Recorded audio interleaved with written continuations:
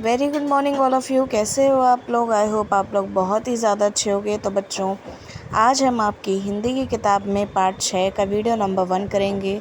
तो बच्चों, आज हम इस पार्ट में 2 कविता पढ़ेंगे, ठीक है। पहली कविता का नाम है बहुत हुआ और दूसरी कविता का नाम है काले मेघा पानी दे, ठीक है बच्चों।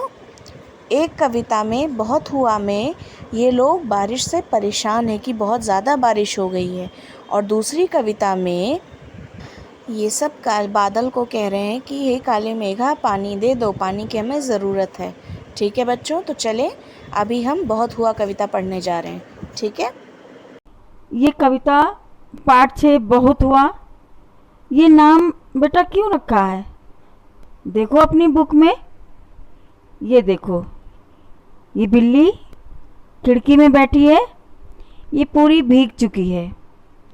ये इसलिए बिल्ली जो है खिड़की में बैठी है क्योंकि ये चिपके बैठी हुई है। अब ये नीचे देखो, बच्चे दोनों क्या खेल रहे हैं? ये लूडो खेल रहे हैं और एक बच्चा छाता लेके खड़ा हुआ है, छाते से बचा हुआ खड़ा हुआ छाते के अंदर। अब ये देखो, ये कुत्ता भी भीग चुका है। ये क्या कर रहा है? ये अपने शरीर को झाड़ रहा है। तो ये बच्चे और ये सभी लोग, कुत्ता, बिल्ली, ये बच्चे, सभी लोग इतने परेशान हो गए हैं क्योंकि बहुत ज़्यादा बारिश हो रही है और बारिश से बचने के लिए ये सब घर में बैठे हुए हैं। तो ये बच्चे कह रहे हैं अब बहुत हुआ, अब बारिश को बंद करो।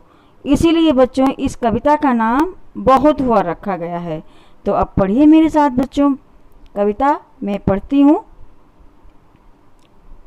बादल भैया बहुत हुआ, कीचड़ कीचड़ पानी पानी।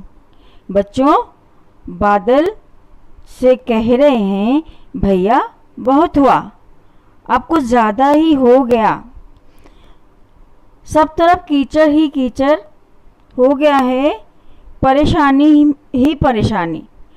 तो इसीलिए कह रहे हैं कि बादल से रिक्वेस्ट कर रहे हैं। ये बादल काले काले बादल हैं, इसमें ऐसा लगता है जिसमें पानी भरा हुआ है। तो इससे परेशान हो रहे हैं कि अब बहुत हुआ, पानी को बंद कर दो। याद सभी को आई नानी। बच्चों, याद सभी को आई नानी का मतलब क्या होता है? नानी याद आना एक मुहावरा भी है। तो नानी याद आना मतलब बहुत परेशानी होना। याद सभी को आई नानी, सारा घर दिन रात चुआ। चुआ का मतलब होता है टप टप पानी गिरना। तो बच्चों, पूरी रात पानी गिरा है और पूरी रात ये देखो, ये ऊपर देखो, ये पूरी रात पानी गिरा है, ये पानी टपक रहा है, ये टप टप पानी टपक रहा है। तो ये बहुत ज़्यादा परेशानियों का सामना कर रहे हैं, इसलिए ये पूरी रात परेशान पूरा घर हुआ है। इसीलिए कह रहे हैं कि मैं परेशानियों का सामना कैसे करूं। जाएं कहाँ कहाँ पर खेले, घर में फंसे बोरियत झेले। कह रहे हैं कि जाएं तो हम जाएं कहाँ? यहाँ कहीं जाने का रास्ता नहीं है, बाहर कहीं जा नहीं सकते, कहीं खेल नहीं सकते, क्योंकि घर में रह के वो लोग बोर हो गए थे। बोरियत मतलब होता है बेकार बैठे, यानी कि बेकार बैठे परेशान होना, बोरियत झेलना। जो पिंजरे में मौन सुआ। जैसे पिंजरे में तोता बंद होता है, वो मौन चुपचाप बैठा रहता है, उसी तरह से मौन का मतलब होता है बच्चों चुपचाप, और सुआ का मतलब होता है बच्चों तोता। तो जिस तरह से एक पिंजरे में तोता मौन होकर बैठा रहता है, ना ही कुछ बोल सकता है, ना ही कुछ कर सकता है, ना ही बाहर जा सकता है, इसलिए वो चुपचाप पिंजरे के अंदर बंद रहता है।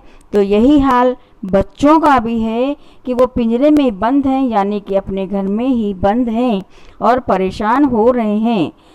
नीचे देखो, सूरज दादा धूप खिलाएं, ताल नदी सड़कों से जाएं, तुम भी भैया करो दुआ। कह रहे हैं कि सूरज से विनती कर रहे हैं कि हे सूरज दादा, अभी आप धूप निकाल दो, क्योंकि बारिश बहुत ज़्यादा हो गई है और बारिश ज़्यादा होने से बहुत सारी परेशानियां आ गई हैं। तो ऐसा करो कि अब धूप निकाल दो। धूप निकलेगी तभी ताल, नदी, सड़कों से पानी सूख जाएगा और सब आराम से बाहर भी निकल सकते हैं और घूम भी सकते हैं। तो तुम भी भैया दुआ करो सूरज देवता से, ताकि हम सब बाहर निकल के खुश होके खेल सकें और नदी तालाब भी भर सकें। ठीक है बच्चों, ये तो कविता थी आपकी। इसको तो बच्चों, आपने कहानी पढ़ी, कैसा लगा? मज़ा आया ना?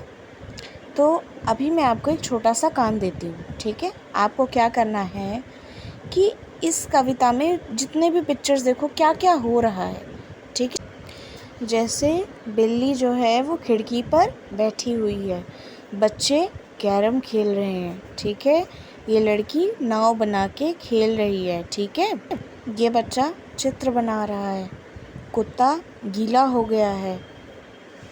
बच्चों, ये सारे वाक्य में से कोई भी 5 वाक्य आपको यहाँ पे लिखने अपनी कॉपी में, ठीक है? समझ में आया आपको? तो बस यही आपका काम है, यही आपको काम को अपने कॉपी में करना है, ठीक है बच्चों? Okay, bye, take care all of you.